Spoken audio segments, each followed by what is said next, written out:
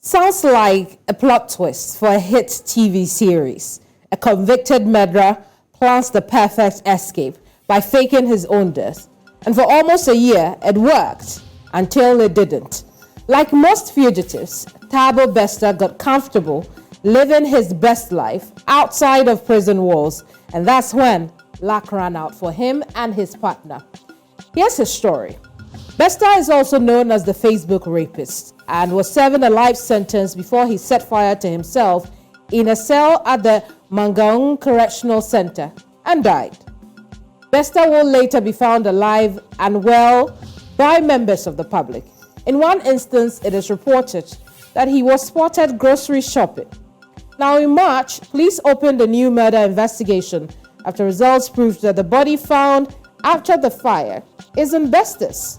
The deceased person had died from blunt force trauma to the head before the fire. Now, since this discovery was officially made public by some arrests have been made, including the fugitive, and some accomplices are or have been arraigned in court today. Now, that's our focus on the square today. Thanks for coming along with us. I am Keminni Amanor. Let me bring in our guest now. Professor Kholofelo Rakubu is a professor of criminology and criminal justice in Tshwane University of Technology in Pretoria, South Africa. We'll have a few other people joining us later, but right now let's talk to Prof about events happening in her country. Prof, you're welcome to the square. Thank you, and good day to the viewers. Thank you for having me. Indeed. I want to start off with how you're processing events. Now we know that Thabo Bester's accomplice, Dr. Nandifa, her father was arraigned in court today and has been asked to be in the cooler for a while, pending, another hearing on April 17th. I want to know how you have processed events since this first came to light. It has been very enlightening because it represents a true reflection of our justice system, particularly correctional centers. It just exposes level of corruption and how deep organized crime has taken over the justice system. What we make of this is this was not a breakout. We talk of a prison breakout. For me, this was a walkout, because we don't even get to see where Thabo broke or where Bester broke. Because when you leave a South African prison, I'm sure you're about to open approximately 5 doors before or 10 doors before you even exit. Mm-hmm. So Thabo walked out freely. And number two, I don't take this narrative that he left approximately a year ago. Thabo might even had access to the outside world even before, physically so. So now we get to hear of a contained fire that was started. That was when they wanted freedom to live their lives outside prison. When now South Africa got to know he passed away. That was just a masterpiece, master plan. And for our authorities to come in a year later to tell us that on top of the autopsy reports, that is just a slap in the face, because we know a fugitive naturally is a threat to society, is a security threat if he manages to even cross borders. So now law enforcement re-victimized victims, Bester's victims. We know this is a murderer, this is a rapist. So upon exit, upon the walkout, how many has he victimized? I see. What measures have been taken into consideration or placed to ensure that victims, rape victims, are safe or they are aware of what has happened? This looks like a well-kept secret. Well-kept secret. Now, I want you to tell us a bit more about why you think that Bester may have left the jail longer than a year, and we're only hearing now about it. What's informing that conclusion or suspicion, really? Why would correctional services come in a year later to tell us of the escape when a story broke out? The security company that is responsible for Mangaung prison cannot even avail themselves in parliament to answer questions, not because they don't want to, because they don't have a true reflection of what really happened. They don't know what to say, because for them to say he left last year, that is unheard of. That is, you, in fact, you don't know when he left that prison cell. And again, you don't have power or control, like you made us believe you were protecting those the criminals there, or you were taking care of criminals there. So Thabo might have access. Look into the magnitude of crimes and business and money laundering and association that Thabo had. That required a certain meeting, physical meeting. You cannot successfully execute certain activities when incarcerated. At some point, if he manages to walk out the way he walked out, that gives me an indication, an idea that this person had so much power than we thinking, than we analyzing. If now he can have an educated associate who would do anything, who would compromise everything, integrity, education, and all, then this person is very powerful. We are undermining his presence. We thought he was incarcerated. He might have so much power that he would go in and out. So for them to come up with plan of banning a corpse, obviously they were tired of coming in and out because someone might have snitched on them. Then they had to come up with a plan. So their plan was that now we get to know. Their plan now today, authorities are coming in to say, no, he worked out a year ago. Very well. When did you realize that he worked out? I want us to go all the way back to the beginning. Yeah. Thabo Bester is, he's referred to as the Facebook rapist. What is the nature of the crimes that took him to jail in the first place? Thabo would lure women and promise them modeling. He had targets, modeling a career. He looked wealthy. He presented himself as a businessman or well-organized, a man who's connected, media exposure and all that. So he would rape them. Thabo has been found to be a violent individual. Thabo has been found to be a pathological liar because he has been in and out of prison for quite some time. Thabo is a recidivist. Thabo served time. Thabo is a teenage delinquent gangster, you name it all. So we're dealing with a very professional offender who studied prison operation, who studied vulnerability of prisons, who studied challenges of in prison and understood that everybody has a price. That is why if you check the nature of the escape or the nature of all that he was involved in, it talks about financial muscles. So he had a plan and the plan worked. Imagine this kind of a recidivist that has been in and out, has that kind of an associate in the form of Dr. Nandipa, who's well off, if I were to put it that way, and who has a lot to lose, but will be lured by Thabo, who has nothing to lose. Thabo is already finished, but Thabo managed to convince. So we're dealing with a very professional and smart one. Look into how they escaped South Africa. How many borders did they pass? Very well. And yes. So I want to say, we'll look at some of the investigative lapses and the fact that they went as far as Tanzania. But I want us to look at, we've talked about Dr. Nandipa as being Thabo's, accomplice. But I want us to look at her role in all of this. She had gone, after the fire, she had gone to claim the body as her husband's, made a lot of noise about how, the body was being moved around and she wanted to bury her husband, as customary wife. But as you said, she's a woman who had a lot to lose. She's referred to as a celebrity doctor.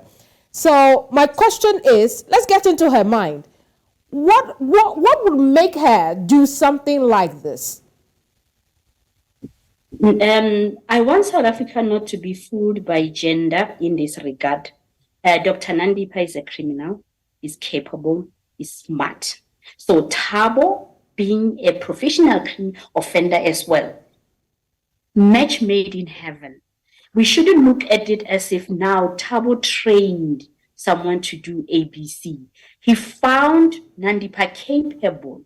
I don't think there were any forces beyond Nandipha's control to walk around claiming cops and throwing them here and there. So she had a choice, and her choice was to do what she did. Even with the escape, she had a choice. All these other videos that are coming out of cars being abandoned in Zimbabwe and debt, unpaid debt and so forth, I don't think there was any force there.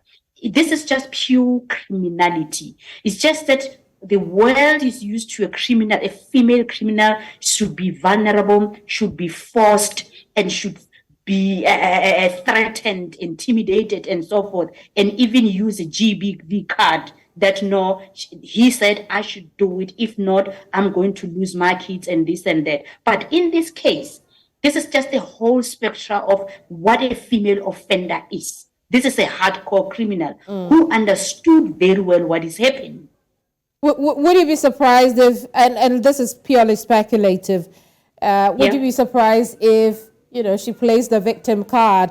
I mean, given Bester's or Thabo Bester's criminal history, it would be easy to accept that she may be a victim here? I wouldn't take it, but if you were to speculate, there are many cards. Remember, law is a game. She has that option to throw multiple cards, but we waiting eagerly to understand their association, because this looks big. They couldn't pull this off alone. Imagine having multiple identity cards. Imagine how they managed to deal with administrative monopoly and discretionary powers that are such a challenge for our borders. But they managed to pass across that. Obviously, and we understand that they had cash, right? Now, and you know how difficult is it to cross, we assume, to cross the borders with large sum of cash.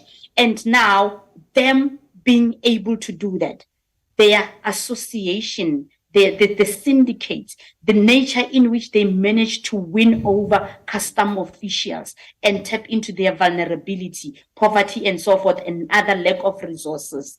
This one, they had time to study and study the escape as well. Lucky, due to international association and collaboration, then the other authorities came on board, because there's no country that can deal with a cross-border or transnational crime alone without assistance of another. So we're very thankful that Tanzania came on board, and Interpol and so forth. So that is why today we get to hear of them coming to South Africa. But we're dealing with the very intelligent, professional, and well-organized. They just got used to the lifestyle. And remember, a fugitive is found using the very same lifestyle. So Thabo's life requires money, luxury, and fun. So now that him being found in Sandton, that was Thabo's trade, because Thabo is all about expensive taste, expenditure, and the good life. So we're dealing with professional ones here. So let's wait and hear what card will be played. And I hope South African law enforcement ensures their safety, because should they depart, we're not going to understand or get to the root of where does this emanate from, or who's the kingpin here, because there's a possibility that they are just the role players. And for them to pull this off, maybe this is not the first. So I've heard that argument a lot, that this could be bigger than just the few people that have been caught in the web, about 5-6 people that have been caught in the web. It could go as high as some politicians at the Justice and Corrections Ministry. But of what interest will Thabo be to them if indeed that is the case? Is he a criminal of value? Remember, if Thabo was to spill the beans, approximately 50 people might lose their job. For Thabo to have the keys he had, or who opened the gates, how many were involved in all the lie? Let's start with the prison management and the functionality of the prison, how he penetrated that, how many are going to lose their job. And then now you go to cross-border. Now you go to Nandipa. Imagine now they mentioning Nandipa's father as what? An accused in the murder. So that is deeper than we expect. So them crossing 2 or 3 borders, how many individuals did they pay off? It's more than what we think. I see. Let's talk about that border crossing, starting from South Africa. Should somebody have noticed, would it have been easy for someone to notice the pair, or even if they were going individually, whatever the plan was, to have gone through the borders without, any suspicion at all? What do you think happened there? Like I said, issues of administrative monopoly and discretionary powers. That is one challenge that South African borders has, wherein someone is given authority to take certain decisions, right? Where custom officials have a price, just like prison officials have a price. So for them having financial muscles, it opened multiple gates.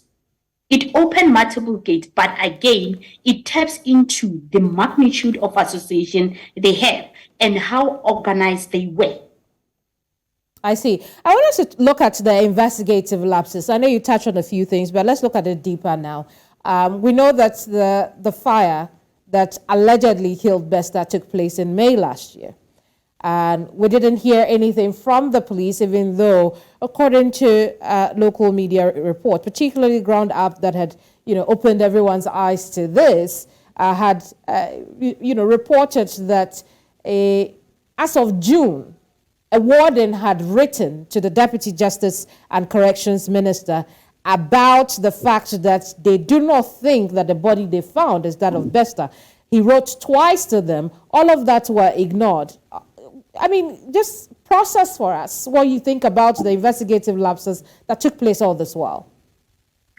The investigative lapses just tells us that there's someone from higher authority that knew of this or is aware of this and just decided to protect this pair.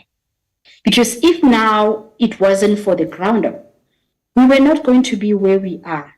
Many people, it looks like this was not a secret the way we thought it was a secret, because Nandipa's brother knew, and that is why he reported or took certain pictures. Then you go to the warden that wrote in, but was ignored. So this just tells us that it involves high profiles or high ranked officials. That is why we cannot wait. We cannot wait for them to come back, hopefully safe, to be able to tell, if they will tell, but they're very smart. I can't wait for the card that is going to be played. But the investigation here, it was jeopardized from the beginning. And now that water that wrote in, you can imagine their safety, because imagine writing in and being ignored. Your safety is at jeopardy as well, because whoever you wrote to, what are reasons or factors that hindered them from taking action to tap into why are you making such malicious allegations? Well, the Justice Ministry has said that they did not receive, or the Deputy Justice Minister has not seen any of those emails that the warden had sent. Meanwhile, in the same report, we also hear that the said warden was transferred from the facility. I mean, what reading do you make into that? There's always evidence with regard to emails, right? You can provide evidence, and the nature of his transfer from one prison to the other. Did she or he apply for that transfer? And this is a simple analysis. How can I be transferred when I never requested to be transferred and when I made certain allegations? And I don't think he made those allegations publicly. He wrote in silently. But Indeed. the manner in which you write and where you write to, that is also not safe. You are jeopardizing your own self, because I guess he has evidence that he wrote in. But who found out that he wrote to those people that he says he wrote to? So this just tells us that this was a well-oiled, well-organized, and well-designed, because it is much, much deeper and much complicated than we normally say. It's very, very deep and intense. A lot is at stake with this one. Indeed. But playing the devil's advocate here, could there be any due process reasons for why the police or investigators may have been shush about this off the bat? Because again, I'm asking, from the very beginning, they knew that the height of Bester did not match with the deceased they had found. They had conducted DNA, and I suppose they had the results earlier than, recently. And so could there be any due process reasons that they couldn't immediately tell the South African public that this criminal is on the loose? But let's look at the repercussion or implication of that. When it is normal that if there's a fugitive on the loose, we must protect victims at all costs. So if you check here, they knew or they suspected that there's a foul play, and they understood the implication of this and how well organized this is, and decided to keep quiet. That is why I even rejecting the report, the autopsy report that came in, because the timing was offish. The timing came just after the breakup story, right? The ground up story, that now we have evidence that that is in fact not. Now the cat was out of the bag. But if you can question, when did you receive autopsy reports? Because immediately after that, that is when an investigation should have started, right? Or there should have been an intelligent-led investigation looking into the magnitude of this. But they kept quiet. They kept quiet. Why did they keep quiet? I don't think they kept quiet intentionally. Everybody for himself. You scratch your back, I scratch yours. I see. I want us to look at, the entire prison system. I want us to look at the managers of the Mangaung Correctional Facility, G4S security, when we come back from this break. Stay with us here on The Square.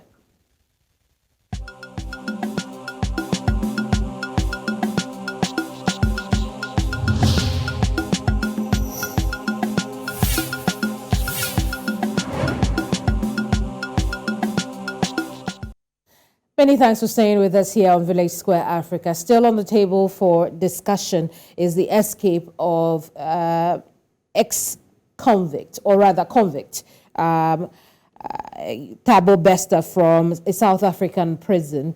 And we're looking at issues surrounding that.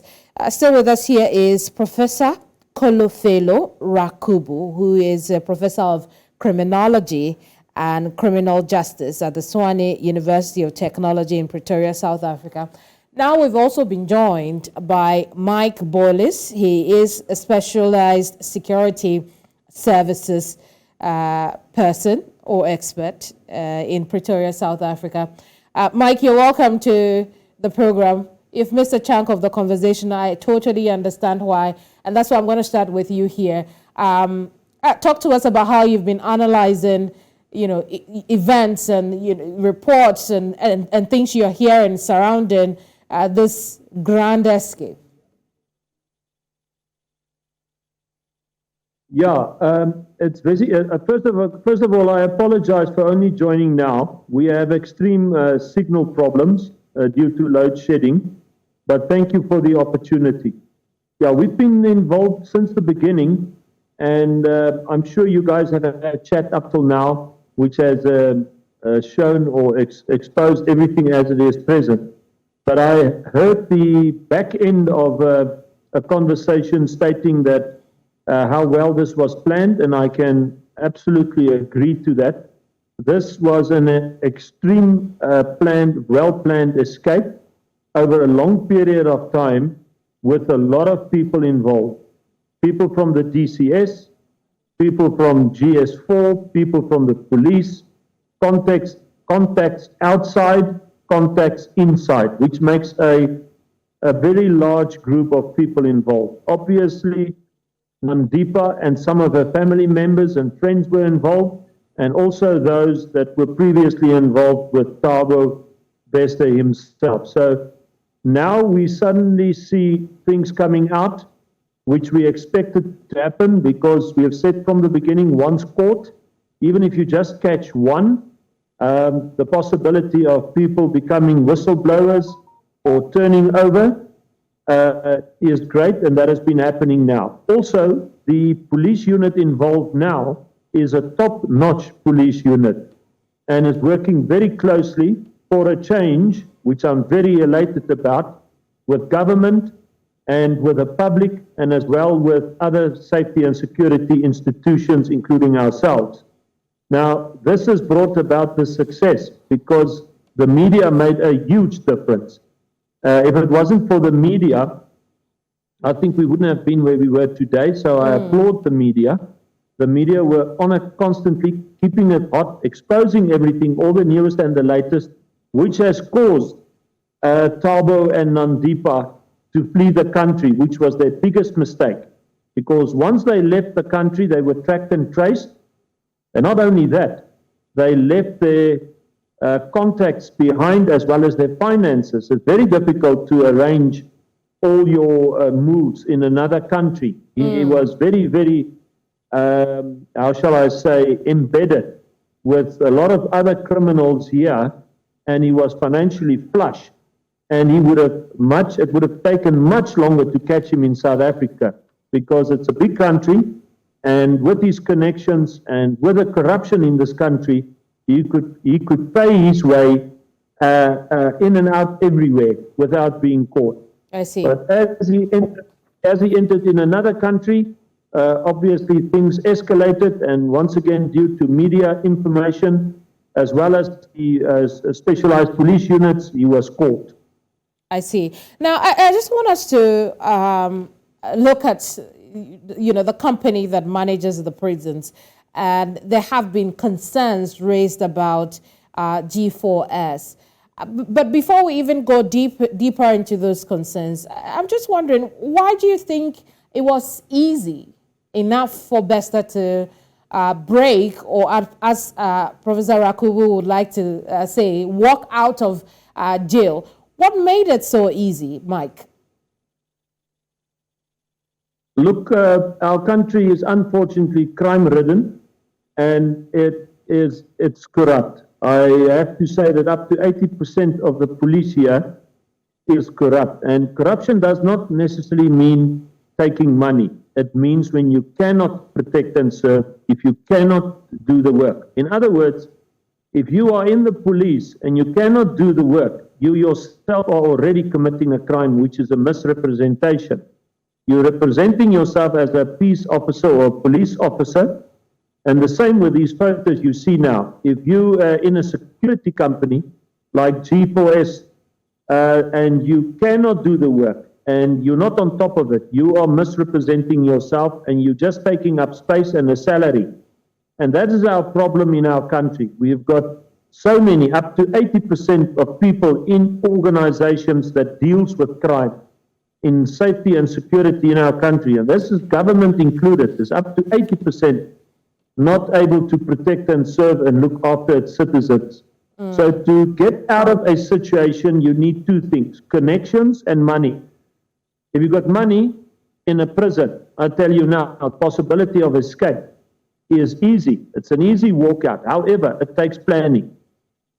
The escape they have planned here is terrific and brilliant because they brought in, there was 3 dead bodies. They chose one and they burned this body like in a kind of an explosion in order to make it look like it was a suicide, and also to give the idea or to leave a mess behind, which makes it very difficult to investigate via identification. It had to be done by a forensic investigation. But be that as it may, from day one, the people inside and those who weren't corrupt or influenced screamed out that was an escape, and Thabo Bester as well, and he's out, and something should be done about it. However, they were all suppressed. All the information were forced away and spoken away, and it became the narrative that he has committed suicide. And that's why he was outside for so many months, nearly a year, carrying on in South Africa, committing further crimes, and carrying on with his connections and with money. Those are the two things in South Africa that make the difference for a criminal. Connection and money, indeed. But Prof, let me bring you in at this point, and let's look at G4S, given their history, not only in South Africa, in other parts of the world like the UK, where they are originally from. There are those who have said that it's time for South African prisons to come back into public hands wholly. Is it time for G4S to pack up and leave? Even if G4 pack up and leave, whatever security company or whatever measure that we're going to use will not deal with corruption. Remember, privatization, what we're getting here is just privatization does not deal with corruption. We were just being informed that even privatized ones are as corrupt as the others, state-owned ones. So what South Africa need to do is just deal with corruption, just deal with organized crime, because all this impact on criminal justice institution and correctional services being no exception. What we're seeing here, it's not different to what other departments are going through, Home Affairs, Department of Health. So if you take away a particular security company, remember, they are not a problem. Problem is lack of political will in dealing with issues of corruption or crime in South Africa. So it's not about a GS4. If they came into South Africa to find a South Africa clean country, law-abiding, they would have followed suit. But they found loopholes. They were taken advantage of, remember? And mostly that are working for that company, though it has an international history, they are South Africans that are not upholding the very same South African law. You cannot expect a foreigner to come in and clean the country for you. So we have created this. It's our own baby. It's our own problem. It's our own culture. There's culture of lawlessness in South Africa. It is not a matter of which company is from where and what and the history. Just lack of political will in dealing with level of crime. I see. Mike, I want you to analyze two things for me. First, Dr. Nandipa's father and what you suspect his role may be, for which reason he's been implicated and charged with aiding and abetting and standing in the way of justice. And then also analyze for me why you think that, it was easy to move through borders and go to Tanzania, where Tanzania officials say they are there illegally. I mean, how are we processing these two issues, Mike?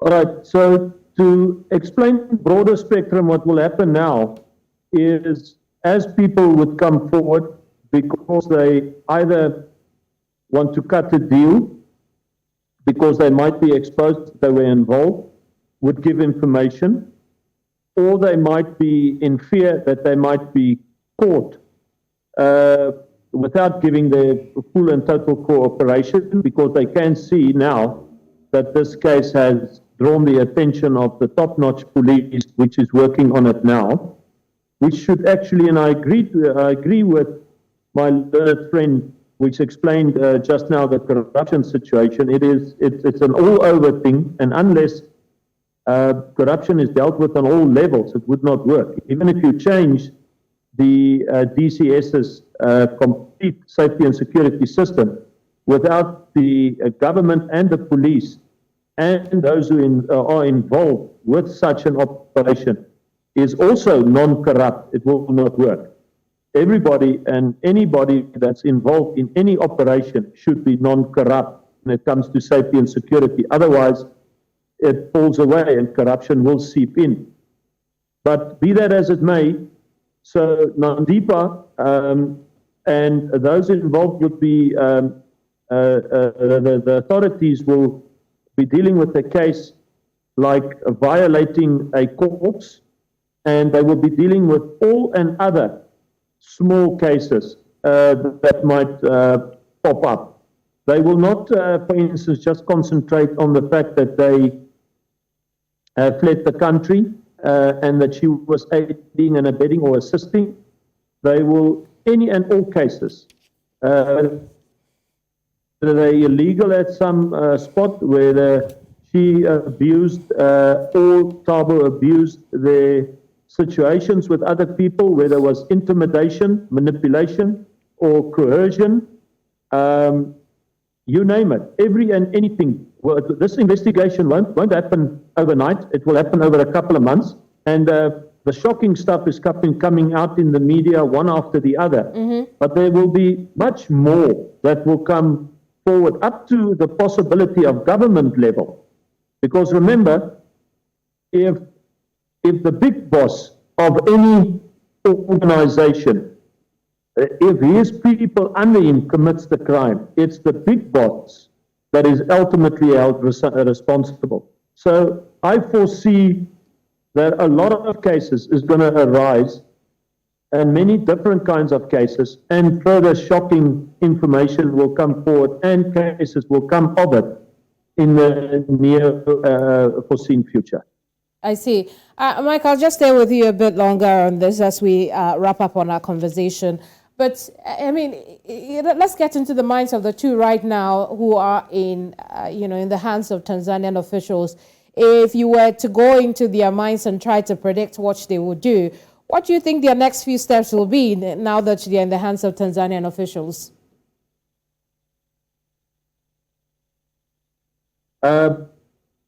Well, I can tell you by this time, Thabo has realized that everybody is after him, which is the authorities, which is our government, which is us, which is other private security companies, which is the public, the media, and those that they've done in. Remember, they've done other people in as well. They've knocked and scammed. They've done in people with millions of rands. So I don't think he will try and buy or try and commit any form of financial corruption with those who are involved presently. I don't think he will see a way out, paying his way out. But I also don't think he will be necessarily fully forthcoming. It depends. So in my mind, I think he's a hardened criminal. He might have anticipated this and even expected this, but I don't think he enjoys all this attention, or maybe he does. It's very difficult. The criminologist might have other views, but I think he's in fear. I think he is extremely concerned, and I think he knows he's going to have to go one or two ways. Either fully work with the authorities and give everybody up, very well, or keep quiet and stay alive. Because remember, a man with so much information and so much corruption that he's committed, and so many people on his payroll, so high up with so many authorities, I am sure there's a lot of DCS, police, private people, and other authorities would rather have him dead than alive. So it's a very difficult thing, and I know he knows the most, and he would know that his safety and those who are with him is going to be the most important, and he might work out some kind of plea deal that says, listen, if we get total, we'll go back to prison, but we need to be isolated and protected, and our lives are in safe hands of the authorities, correct authorities, because there's a lot of corruption in the authorities. They might give all that information, and we have offered that to them before they were caught, that we will assist them, and we will still assist them if they appoint us. that I they see. would be protected and give all the information. Very well. Otherwise, the possibility is there that they might not say a word to not be killed, because I think the word is out there that they might be. They Their might lives be. might They be might be taken. indeed. Prof, I'll give you the last word on this one, and feel free to take a dig at that. The question I asked Mike earlier quickly, but also touch critically on what next steps you expect the police unit to take going forward to make sure that things go as well as they have been the last few weeks. Like I said, I agree with my colleague when he talks about how many people on his payroll. I would wish that he remains alive because of the nature of implication and the deep-rooted level of violence and an organized crime. What should they do? The world is watching. They can't go wrong. And we lost so much within a period of 2 weeks: integrity, international standard, credibility, and so forth. I guess they consulted extensively, and they don't want to be found on the wrong side of the law. What they're supposed to do, however, this will be a trial and error. Right. Because it has so many armchair investigators and judges. Whatever they touch, they'll be wrong. Whatever they don't touch, they'll be wrong. Because remember, the ordinary people don't understand the law. So the law should be given chance to take its course. And Dr. Nandipa, I guess his safety as well. Okay. It's at stake, and yes, and should be protected. Well, ladies and gentlemen, I do appreciate your time and your insights on the subject. Thank you, Mike, and thank you, Prof, for your time. Thank you. Thank you so much. Indeed, Professor Kholofelo Rakubu is a professor of criminology and criminal justice. And then we also had joining us Mike Bolhuis, who is a specialized security services expert. But that'll be all today. We'll keep an eye on the story as it continues it's very fluid. It continues to develop in South Africa, and keep you updated here on News Central TV. I also know and admit that you may have seen the switch up in things earlier today. I apologize for the tardiness. It won't happen again. Do join us here same time tomorrow at 2 p.m. for Village Square Africa. I am Keminni Amanor. Bye-bye for now.